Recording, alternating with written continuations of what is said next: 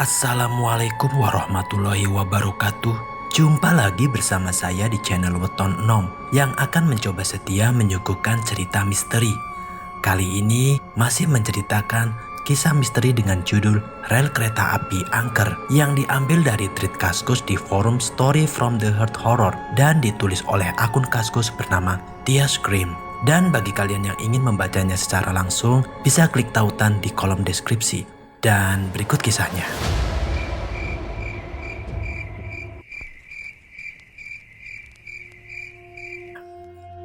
Hampir 1 bulan sepulang dari praktek kerja lapangan di kampusku, aku menyempatkan diri untuk refreshing dengan memancing. Pada waktu itu, aku memilih spot memancing di bawah rel kereta api. Walaupun aku tahu rel kereta api tersebut angker, tapi aku tidak begitu takut karena di situ banyak orang yang memancing. Dan tempatnya pun dekat dari Jalan Raya Pantura. Hanya saja untuk jalanan untuk pulang, aku harus melewati kebun kosong yang tidak ada penerangan lampu sepanjang 400 meter. Aku memancing pada malam hari karena di saat malam hari peluang untuk strike-nya sangat besar. Aku dan orang-orang yang memancing pun berpindah-pindah. Dari mulai bawah rel, atas jembatan, hingga di bawah jembatan kali. Letaknya pun tidak jauh dari rumahku, ya sekitar 1 kilometer. Malam itu aku sudah janjian dengan temanku. Teddy adalah teman SMP-ku. Dia tandem mancingku. Hampir setiap memancing pasti aku bersama dia. Hingga sampailah Teddy di rumahku. Aku pun berangkat dengan sepeda karena dekat dan lebih aman ditinggal ketimbang harus menggunakan motor. Setelah sampai di tempat kali jembatan rel kereta api, mulailah kami sibuk dengan kegiatan masing-masing. Walaupun kita memancing berdekatan, aku sama temanku tidak saling ngobrol apa-apa. Kita semua fokus dengan joran pancing yang kami pegang masing-masing. Aku pun pindah di bawah rel kereta api, sedangkan Teddy temanku fokus ke samping bawah rel. Aku ingat, saat itu di situ ada 3 pemancing. Aku, Teddy, dan orang lain yang sudah lebih dulu, yang di bawah rel. Aku bersama pemancing tersebut. Setelah beberapa jam kemudian, si pemancing itu pun meninggalkanku. Dan kini aku sendirian di spot memancing tersebut. Tidak lama kemudian ada seseorang yang datang. Dia sendiri dan tidak membawa alat pancing seperti pada umumnya. Tapi pada waktu itu aku tidak merasakan ada hal yang ganjil. Hanya saja ketika aku perhatikan wajahnya sangat pucat. Dia seorang laki-laki yang memakai pakaian agak lusuh. Aku pun tetap fokus dengan memancing. Aku menawarkan roti, air minum, serta rokok. Dia hanya diam di sampingku. Tapi aku tidak berpikir macam-macam karena ada temanku di seberang kali. Karena aku fokus memancing, aku tidak tahu kapan orang tersebut meninggalkanku. Di sela-sela memancing, aku sempatkan melihat temanku, apakah dia dapat ikan atau tidak. Tidak lama kemudian, Teddy dihampiri seseorang pria. Dan pria itu berbeda dengan pria yang berada di sampingku barusan. Setelah hampir 4 jam aku memancing, aku pun memutuskan untuk menghampiri temanku. Tumben Ted, nggak ngangkat ya? Iya nih, padahal tadi orang yang sebelumnya memancing di sini dapat. Jawab Teddy. Setelah ngobrol panjang kali lebar, aku mengungkapkan sama dia. Kayaknya tadi kamu asyik ngobrol sama siapa Ted? Ngaco, siapa juga yang ngobrol? Jawab Teddy. Aku benar-benar kaget saat itu. Aku lihat sendiri kamu lagi ngobrol. Tanyaku lagi. Sumpah enggak. Jawab Teddy. Terus yang tadi aku lihat siapa? Ucapku dalam hati penuh tanya. Bukannya kamu yang tadi mancing ada yang nemenin? Kata Teddy. Aku paham. Yang Teddy lihat itu pemancing sebelum kami datang. Yang bersama aku di bawah rel. Iya, tadi ada yang mancing di situ. Terus aku mancing bareng. Tapi nggak lama dia pergi kok. Tapi datang lagi. Cuma dia lihat-lihat aja. Jawabku sambil menggulung senar pancing. Kami pun mulai merapikan alat pancing kami masing-masing. Dan segera jalan kaki menuju sepeda kita yang parkir di sekitaran rel kereta api. Gak ada, aku cuma lihat orang mancing sebelum kamu. Kata Teddy sambil berdiri kencing di semak-semak dekat rel kereta api. Nah loh, terus yang di sampingku itu siapa? Terus yang ngobrol sama temanku itu siapa? Dalam hatiku yang benar-benar tidak mengira dengan kejadian tadi. Siapakah 2 orang yang mendekati aku dan Teddy? Kebun kosong yang aku maksud adalah semak-semak yang tidak terawat dan tidak bertuan. Dan tidak jauh dari kebun tersebut ditanami pohon tebu. Sumpah di situ pernah terjadi pembunuhan Hingga waktu ditemukan jasadnya sudah jadi tengkorak.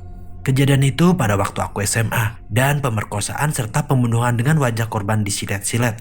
Kejadian itu pas waktu masih SD. Kebun kosong tersebut angker menurut warga sekitar.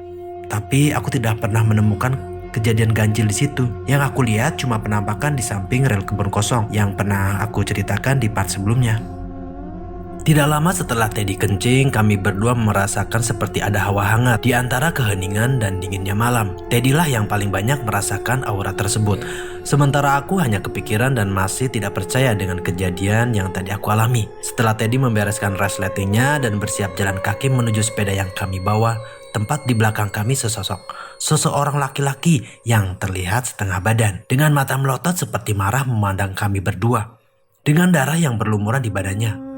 Itu tepatnya di samping rel kereta api. Dengan jelas pada waktu itu ketika terkena cahaya sinar bulan, dan kami berdua melihatnya. Tanpa komando kita pun langsung menengok ke depan arah jalan pulang. Tapi apa yang terjadi selanjutnya? Nampak dalam kejauhan di rel kereta api tersebut terlihat sosok penampakan lelaki tanpa kepala sekitar 3 meter di depan kami. Terlihat sosok penampakan tersebut seperti berlari dan mau menghampiri kami berdua. Aku pun terkejut dan langsung turun dari rel ke jalan setapak, yaitu jalan yang mau kita lalui. Namun apa yang terjadi? Aku melihat secara mendadak terdapat seperti kepala yang menggelinding, dan yang bikin sangat mengerikan ketika kepala itu menggelinding berhenti pas di antara jalan setapak yang kita lewati. Serta posisi kepala itu berdiri tegak dengan potongan leher di bawah, mata yang melotot, serta darah yang masih terlihat segar di sekitar kepalanya. Tanpa sepatah kata yang keluar dari mulutku, aku lari sekencang mungkin. Sementara Teddy di belakangku. Setelah hampir 500 meter aku berlari menuju jalan, aku pun menengok ke belakang. Dan ternyata Teddy tidak ada di belakangku. Dan aku pun tidak tahu kemana Teddy. Apakah dia berlari berbeda arah denganku? Setelah berlari sampai dekat pemukiman warga, aku mencari pertolongan. Aku melihat beberapa anak dan menghampirinya. Jika aku tebak kira-kira mereka masih SMA kelas 2 atau kelas 1. Mereka bertiga masih nongkrong di jalan gang desa. Aku pun meminta tolong kalau temanku di situ dengan kata-kata yang masih gugup dan tergesa-gesa. Mas, tolongin teman saya. Ayo mas, tolong. Pintaku dengan gugup. Terlihat wajah mereka bingung dengan permintaanku. Kenapa mas? Jawab salah satu pemuda itu dengan santai. Teman saya di sana mas, tolong mas. Pintaku sambil menunjuk-nunjuk ke arah kebun kosong. Salah satu pemuda malah terlihat enggan menolongku. Mungkin aku dikira mau menjebak dan hendak berbuat jahat terhadap mereka. Tapi dengan melihat wajahku yang keringatan, ngos-ngosan karena lari serta seperti ketakutan, akhirnya mereka memutuskan menemaniku untuk menemui Teddy. Pada waktu itu dalam pikirku Teddy mungkin lari berbeda arah denganku. Saat itu fokusku untuk mengambil alat pancing dan sepeda yang aku tinggalkan, serta mencari tahu keberadaan Teddy. Setelah hampir sampai di tempat di mana aku dan Teddy melihat penampakan, aku sempatkan untuk melihat ke bawah. Mungkin saja penampakan kepala menggelinding itu masih ada. Sementara aku fokus melihat ke bawah, salah seorang pemuda yang menolongku melihat seseorang yang terkapar di pinggir rel. Aku yakin itu Teddy. Pada waktu itu terlihat di samping Teddy, sesosok penampakan makhluk yang hanya setengah badan mendekati Teddy. Awalnya aku mengira itu manusia biasa karena terlihat samar-samar. Pemuda yang menolong pun belum melihat dengan jelas siapakah sosok makhluk selain Teddy. Setelah dia jalan mendahuluiku dan aku pun melihat posisi di mana kami semua melihat penampakan. Dan setelah beberapa meter kemudian, pemuda yang melihat pertama itu lari. Setan! Teriak salah satu pemuda tersebut mengakibatkan teman-temannya pun ikut berlari. Pada waktu itu aku tidak ada pilihan selain ikut berlari dengan pemuda yang mau menolongku.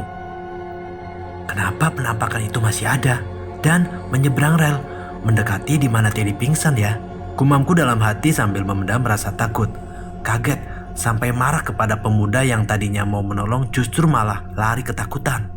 Aku lihat sosok makhluk setengah badan mas, jawab salah satu pemuda terhadapku. Aku pun diam, bingung mau ngomong apa. Aku hanya bisa pasrah. Pada waktu itu aku benar-benar kayak mau nangis karena aku meninggalkan temanku untuk kedua kalinya. Aku juga lihat seperti mendekati orang yang tidur di rel itu. Imbu pemuda yang lainnya. Dan sepertinya pemuda yang satunya lagi tidak melihat apa-apa, karena dia hanya diam. Dan waktu kita lari pun dia di belakang, seakan bertanya-tanya kenapa semuanya pada berlari. Aku berdoa agar Teddy selamat dan semoga tidak ada kereta api yang lewat. Aku takutnya kalau ada kereta api yang lewat, soalnya jarak Teddy pingsan dengan rel kereta tidak terlalu jauh. Yang aku khawatirkan jika kereta api lewat, ia keserempet. Tidak lama kemudian, pemuda yang menolongku pun berusaha meminta tolong kepada warga desa. Aku lari ke desa mengikuti pemuda itu. Setelah beberapa menit kemudian, kami pun ke sana dengan warga desa. Bahkan mereka ada yang membawa senter untuk penerangan.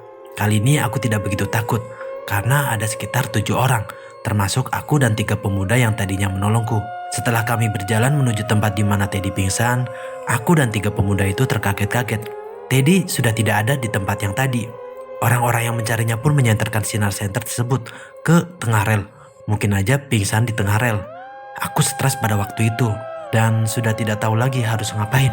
Semua orang pun mencari keberadaan Teddy. Kebetulan 3 pemuda itu yang menjadi juru bicara perihal kronologi awal Teddy dan penampakan yang terjadi. Karena aku masih shock, hanya bisa diam. Selang beberapa menit kemudian, otakku sudah mulai berpikir. Aku mengambil handphone dan aku miss call ke nomor HP Teddy untuk mencari keberadaan Teddy. Dan terdengar HP yang berbunyi. Kita saling berhadapan menatap wajah satu sama lain dengan wajah cemas dan kemudian mencari letak di mana suara tersebut. Ternyata Teddy pingsan tepat di mana dia kencing, di sekitar alang-alang atau rerumputan yang tinggi, berjarak sekitar 3 meter dari tempat di mana dia pingsan sebelumnya. Kenapa Teddy bisa pingsan dan pindah tempat? Kenapa dia tidak lari di saat aku lari? Dan siapakah sosok penampakan 2 pria setengah badan dan tanpa kepala? Serta siapakah sosok pria yang menemani kami memancing? Setelah keadaan menjadi kondusif, kita pun diarahkan ke Pak Roni, warga sekitar. Sebenarnya di jembatan rel kereta api di situ ada 1 rumah. Tapi entah kenapa orang di rumah tersebut enggan menolong atau melihat kejadian yang aku alami. Teddy pun kelihatan masih letih dengan kejadian yang dialami. Kita diberi minum agar bisa sedikit tenang dan mulailah pembicaraan kita dengan Pak Roni. Kenapa sampai bisa terjadi kejadian seperti itu, Mas? Tanya Pak Roni. Awal mula kita memancing, Pak. Dan ketika jalan pulang kita dihantui sosok makhluk setengah badan dan sosok penampakan pria tanpa kepala. Serta kepalanya menggelinding. Jawabku dengan detail. Semua orang di sekitar yang mendengar penjelasanku kemudian mereka saling berbisik dengan orang di sampingnya. Mungkin itu sosok penampakan yang kecelakaan minggu kemarin. Hah? Memangnya ada yang kecelakaan lagi, Pak? Jawabku. Ada, Mas. Emang gak tahu. Malah 2 orang korbannya. Jawab salah satu dari warga. Mulailah badanku lemas mendengar pernyataan dari warga. Aku pun jadi langsung teringat dengan orang yang mendekatiku dan Teddy ketika memancing. Apa ciri-cirinya kulitnya agak hitam, rambut sebau dan kurus, Pak? Tanyaku kepada warga. Sementara Pak Roni masih bingung dengan kejadian kita. Iya benar, Mas, itu salah satu korbannya yang sampai kebelah jadi 2. Jawab warga. Semua warga terdiam sambil memandang kita berdua dengan penuh tanda tanya. Kemudian Pak Roni bertanya kepadaku. Kenapa kok bisa tahu ciri-ciri korban? Tanya Pak Roni. Sebenarnya saya mancing di bawah rel kereta. Terus ada seseorang yang mendekati saya. Tapi dia hanya diam, wajahnya pucat, Pak. Jawab aku. Terus teman saya juga dideketin, tapi dia tidak melihat, cuma saya yang melihat. Berarti dia nggak ganggu? Enggak, Pak. Terus kenapa aku bisa mengganggu sampai segitunya? Di sini nggak terlalu angker, Mas. Yang angker sono tuh, kebun kosong deket kebun tebu. Ternyata aku baru tahu jika beberapa hari yang lalu sempat ada korban tertabrak kereta api. Maklum, sebulan penuh aku mengikuti PKL sehingga kurang mendapat informasi tentang berbagai hal di desa. Aku paham apa yang dikatakan Pak Roni tentang kebun itu. Dan dengan terpaksa aku pun bilang kalau Teddy kencing sembarangan. Teman saya, Pak, kencing. Dan gak lama kemudian penampakan itu muncul dari belakang samping kami. Ucapku secara detail. Oh iya, benar saja kalian bisa dihantui sosok penampakan orang yang kecelakaan kemarin, kata Pak Roni. Apakah kalian tahu tempat teman kamu pingsan tadi? Dia pingsan pas di mana beberapa potongan jasad korban kecelakaan tergeletak di situ. Aku dan Teddy terkejut sambil melongo. Kesimpulannya berarti gara-gara Teddy kencing di tempat bekas jasad korban tewas kecelakaan kereta api. Aku jadi teringat mitos tempat di mana jasad kecelakaan korban dikasih air jeruk. Bisa menjadi arwah penasaran, apalagi dikencingin. Kenapa bisa pindah pingsan, Mas? Tanya beberapa pemuda yang menolong kami. Dan Pak Roni memandang wajah Teddy. Saya masih sadar, Pak. Sebenarnya saya tidak kuat berdiri karena ketakutan, jawab Teddy. Tetapi setelah memastikan lagi untuk melihat sosok penampakan hantu yang setengah badan itu masih ada dan seperti terlihat marah. Matanya melotot dan berlumuran darah. Baru saya tidak ingat apa-apa lagi. Saya melihat dan mendengar anak kecil menangis. Tambahnya lagi. Oh, ada kaitannya. Saya tahu, kata Pak Roni lagi. Aku jadi semakin bertanya-tanya sama Pak Roni. Apa kaitan yang dimaksud? Aku benar-benar letih, lelah dan seperti gak percaya ini terjadi lagi sama aku. Beberapa warga pun ada yang mulai pulang meninggalkan kami di rumah Pak Roni. Sedangkan aku melihat jam dinding rumah Pak Roni sudah menunjukkan sekitar 01.20 pagi. Ditambah lagi dengan kebingunganku akan bagaimana aku pulangnya.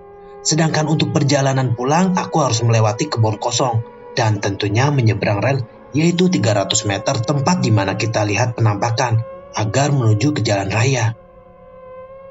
Aku dan Teddy akhirnya memutuskan untuk pulang. Aku sengaja telepon adikku untuk minta dijemput, karena aku yakin teror ini bakalan berlanjut. Apalagi Teddy kencing di bekas tempat jasad tewasnya korban kecelakaan kereta api. Yang lebih ngenes lagi, teleponku tidak diangkat sama adekku. Dan aku anggap wajar, karena hari sudah malam. Dan mungkin adekku sudah tidur. Dengan muka temboknya, aku minta diantar sama warga. Dengan alasan masih shock dengan kejadian tadi. Akhirnya Pak Roni dan 2 warga lainnya pun ikut mengantar kami berdua. Aku senang banget pada waktu itu. Tetapi ternyata Pak Roni dan 2 warga lainnya hanya mengantar sampai di gang desa. Untuk sampai ke jalan sekitar 300 meter. Dan apesnya aku harus genjot sepeda dengan diboncengin Teddy. Ya udah Mas, sana hati-hati, ujar Pak Roni dengan warga lainnya. Ya Pak, jawabku sedih. Gimana Ted, kita pulangnya? Tanyaku sedikit bingung. Ya sudahlah, kalau memang kayak gini caranya. Semoga tidak ada reuni lagi kayak tadi, jawab Teddy pasrah. Coba saja kalau aku pakai motor, mungkin aku sudah gaspol dalam 300 meter, tidak sampai 5 menit. Untuk sampai ke jalan raya, ini naik sepeda, boncengan lagi, pasrah. Yang penting kamu jangan sampai pingsan Ted, kalau lihat penampakan lagi, pintaku. Iya santai aja, jawab Teddy. Aku pun mulai menggenjot sepeda dan berdoa, semoga tidak terjadi apa-apa. Hingga tibalah lewat kebun kosong itu, dan itu tandanya rel pun sudah dekat. Dan apa yang terjadi? Ted, kok diem? Tanyaku. Ted, ngomong dong, tanyaku lagi. Iya ini, udah sampai ya? Jawab Teddy. Aku langsung paham, kalau Teddy ini tutup mata, alias merem, agar dia gak takut. Iya udah sampai, jawabku bohongin Teddy. Dan jreng, ketipulah Teddy. Aku melihat penampakan yang Teddy lihat sebelumnya. Sosok anak kecil, sekitar kelas 4 SD-an, yang menangis di bawah lorong rel kereta api. Kurang lebih sekitar 4 meter dari kami. Seketika kaki yang tadinya kuat menggenjot pedal sepeda menjadi loyo dan lemas. Dengan sisa tenaga yang ada, aku ngelos tuh sepeda dan tidak aku genjot. Wajah anak itu benar-benar kasihan, seperti pengemis kecil. Sosok itu tidak memperlihatkan wajah penampakan seperti sebelum-sebelumnya yang kami lihat. Wajah rusak, berdarah, ataupun mata melotot. Dia tampak kasihan, Tapi yang namanya penampakan tetap saja aku takut. Malam itu benar-benar dingin, sunyi, sepi. Cahaya bulan yang tadinya menyinari tertutup oleh awan. Benar-benar gelap. Bahkan aku naik sepeda jalannya pun gelap, tidak kelihatan. Hingga beberapa saat kemudian Teddy lari mendahuliku yang sedang naik sepeda. "Ted, tungguin Ted," ucapku. Dia lari sangat ketakutan. Sedangkan posisiku pada waktu itu belum melewati penampakan sosok anak kecil itu. Sedangkan jarak untuk sampai ke jalan raya sekitar 120 meter lagi. Tapi aku merasa kalau jarak itu benar-benar jauh. Hingga sampailah aku ke jalan raya Pantura. Dan aku melihat Teddy tampak ngos-ngosan karena lari. Sementara aku masih bertanya dalam hati, kenapa Teddy sampai lari? "Kenapa Ted, kok bisa sampai lari?" "Penampakan itu muncul," jawab Teddy. "Penampakan apa lagi?" "Pas melek makhluk itu, aduh pokoknya itulah," jawab Teddy masih ngos-ngosan tidak jelas.